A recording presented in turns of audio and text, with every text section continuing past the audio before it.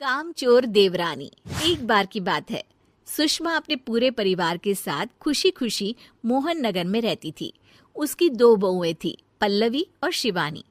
एक दिन दोनों बहुएं रसोई में काम कर रही होती है कि तभी उनकी सास सुषमा उन्हें बुलाती है। अरे बहू, जरा इधर तो आना। शिवानी, जरा जाकर देखना सासू माँ क्या कह रही हैं। दीदी आप ही देख लो ना जाकर, आपको भी तो सुनाई दे रहा है। अरे मैं आटा गूंद रही हूँ ना, तुम चली जाओ। हाँ तो मैं भी तो सब्जी काट रही हूँ ना दीदी। अरे बहू जल्दी आओ। ओह, ये तो जाएगी नहीं। मैं ही जाकर देखती हूँ कि क्या करना है। पल्लवी सुषमा के कमरे में जाती है। जी मम्मी जी, क्या हुआ? शाम को घर पर कुछ मेहमान आने वाले हैं, तो तुम अच्छा सा खाना बना लेना बहू। ठीक है मम्मी जी, आप बता दीजिए क्या क्या बनाना है और कितने लोग आ रहे हैं। सुनील की मौसी जी और उनका पूरा परिवार आ रहा है। कुल मिलाकर 3 लोग और हमें मिलाकर हुए 9 लोग। तो अभी से ही तैयारी करना शुरू कर दो। और हाँ, घर की सफाई भी कर देना, हाँ अच्छे से। जी मम्मी जी, सब काम हो जाएगा, आप चिंता मत कीजिए। पल्लवी शिवानी को घर में मेहमान आने वाले हैं इसके बारे में बताती है। क्या 9 लोगों का खाना बनाना होगा, घर की सफाई करनी है? बाप रे, सासू माँ ने तो हमें घर की नौकरानी ही समझ कर रखा है। ऐसा नहीं बोलते शिवानी, हम इस घर की बहू हैं और घर के काम करना हमारा फर्ज है। दीदी तो है ही सासू माँ की चमची, जब देखो सासू माँ सासू माँ। मैं तो इतना सारा काम नहीं करने वाली। शिवानी कपड़े लेकर गमला साफ कर रही होती है और चक्कर आने का नाटक करने लगती है। मेरा सर चकरा रहा है। तभी वहां पल्लवी और सासू माँ जाते हैं। अरे बहू, क्या हो गया तुम्हें? मम्मी जी, बहुत तेज सर में दर्द हो रहा है। तुम एक काम करो शिवानी, आराम कर लो। नहीं नहीं दीदी, घर में मेहमान आने वाले हैं, मुझे आपकी मदद करनी चाहिए। अरे कोई बात नहीं शिवानी, तुम आराम कर लो, मैं सब काम कर लूंगी। ठीक है दीदी, अगर आप इतना कह रही हैं तो आराम कर लेती हूँ। शिवानी आराम से अपने कमरे में मैगजीन पढ़ रही होती है। इसे कहते हैं आराम की जिंदगी। इतना सारा काम।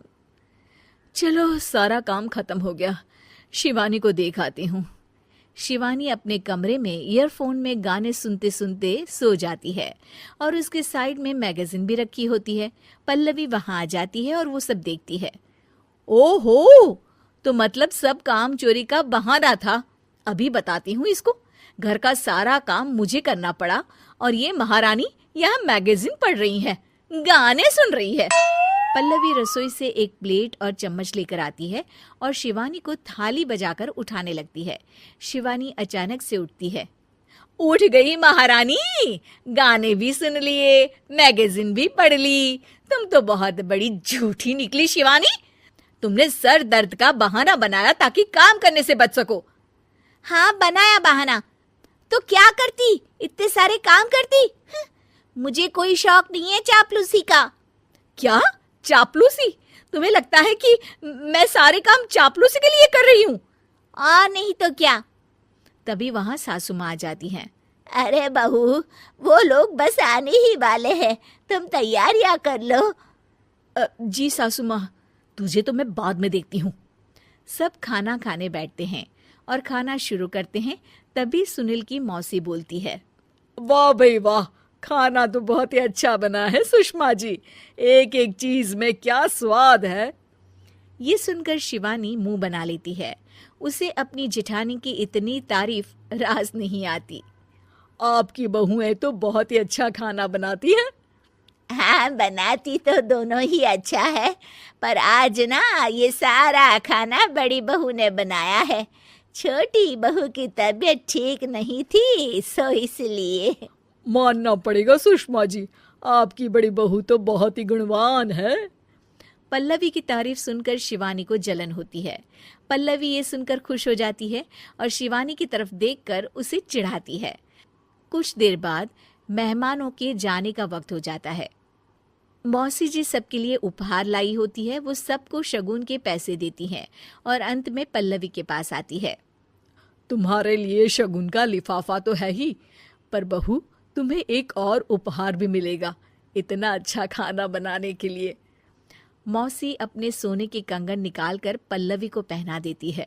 ये लो, ये मेरे मनपसंद कंगन है, अब से ये तुम्हारे हुए। धन्यवाद मौसी जी। ये देखकर शिवानी तो पूरी तरह से जल जाती है और गुस्से से रसोई में चली जाती है। तभी वहां पल्लवी आ जाती है और उसे अपने कंगन दिखाने लगती है। देवरानी जी, अब आपका सर दर्द ठीक तो है ना? मुझे लगता है कि अब सर दर्द शुरू हो गया होगा आपका।